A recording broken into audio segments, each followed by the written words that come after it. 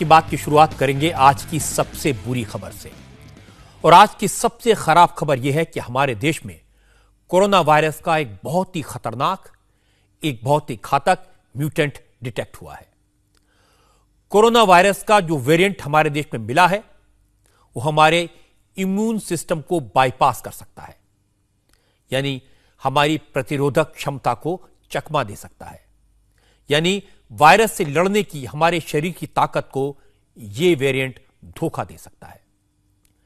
इसका मतलब यह हुआ, आपकी इम्यूनिटी कितनी भी अच्छी हो, अगर आप इस वायरस के संपर्क में आ गए तो यह आपको पकड़ सकता है। अब तक जो लोग सोचते थे कि अगर इम्यूनिटी स्ट्रांग है तो कोरोना से बचे रहेंगे, उनके लिए भी अब खतरा है, क्योंकि कोरोना वायरस लगातार रूप बदल रहा है। इसके नए नए वेरिएंट सामने आ रहे हैं, म्यूटेंट डिटेक्ट हो रहे हैं। खतरे की बात यह है कि अब डबल म्यूटेशन वाला वायरस भी हमारे देश में पहुंच गया है। डबल म्यूटेशन वाला कोरोना का इंडियन वेरिएंट बिल्कुल नया है।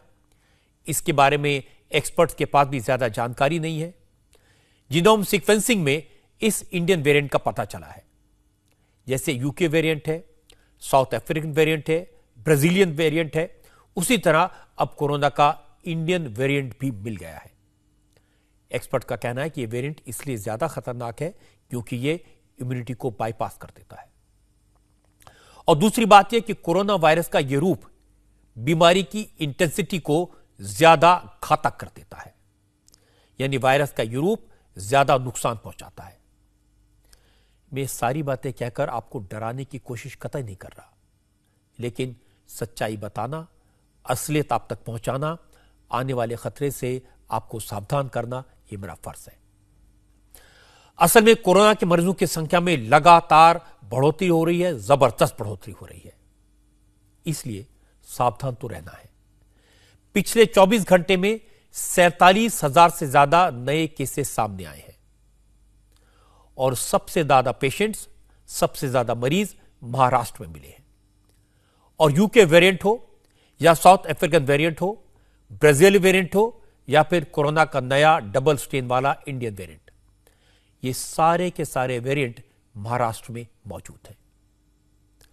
आपको जानकर हैरानी होगी कि देश के 70 जिलों में कोरोना के ये वेरिएंट मिले हैं। देश के 10 डिस्ट्रिक्ट्स में, 10 जिलों में हाल सबसे बुरा है। और चिंता की बात यह है कि इन 10 जिलों में से 9 जिले महाराष्ट्र के हैं। अब सवाल है कि कोरोना के नए वेरिएंट से बचा कैसे जा सकता है? क्या कोविशील्ड और कोवैक्सीन इस नए वेरिएंट पर असर कर सकती हैं? कोरोना को रोकने में वैक्सीनेशन कितना कारगर साबित हुआ है? और जिस रफ्तार से कोरोना बढ़ रहा है, क्या उस पर काबू पाने के लिए एक बार फिर देश में लॉकडाउन लगाना पड़ेगा? आज मैं आपको इन सारे सवालों के जवाब दूंगा। सबसे पहले, सबसे ज्यादा इन्फेक्टेड, सबसे ज्यादा परेशान करने वाले महाराष्ट्र की बात करते हैं। जैसा मैंने आपको बताया कि देश में कोरोना के 47,000 से ज्यादा मरीज मिले हैं 24 घंटे के अंदर, और इनमें से 32,000 केसेस सिर्फ महाराष्ट्र से आए हैं। मुंबई में 5,000 से ज्यादा कोरोना के नए मरीज मिले हैं।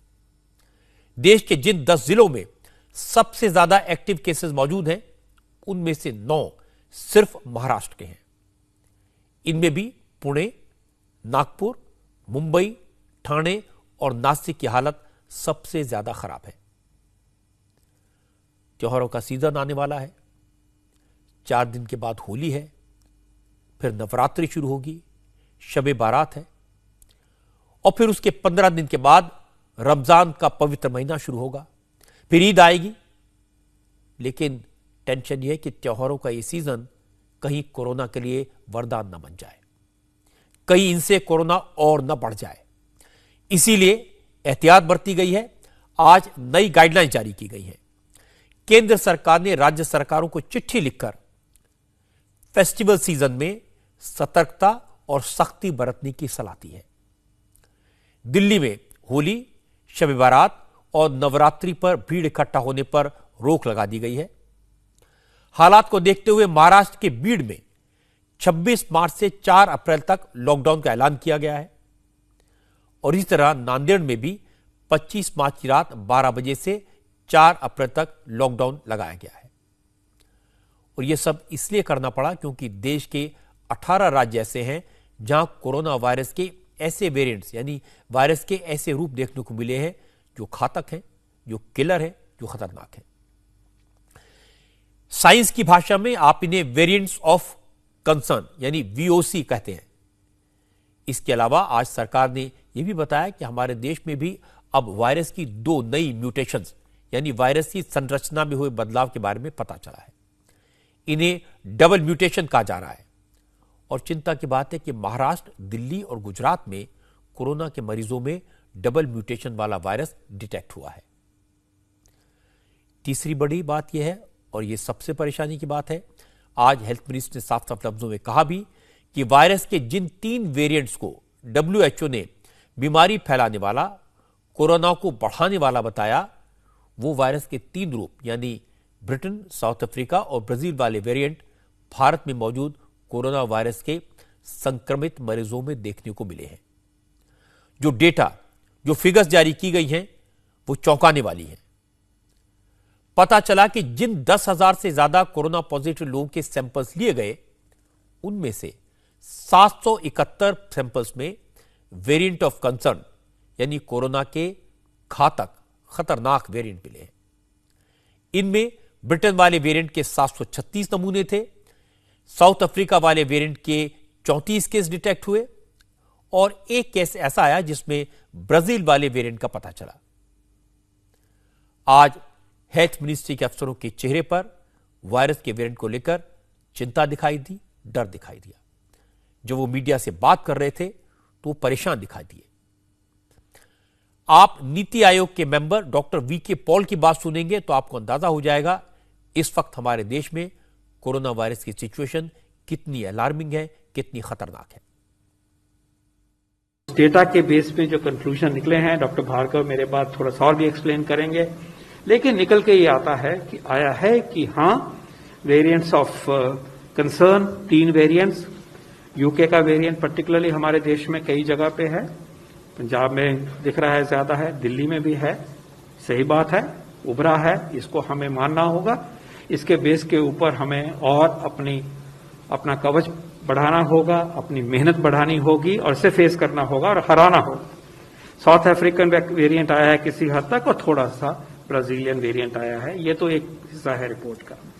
इसके अलावा कुछ और म्यूटेशंस के बारे में भी बताया गया, वो म्यूटेशंस हैं महाराष्ट्र में दिखी, दिल्ली में भी दिख रही है, इस तरह से गुजरात में भी दिख रही है।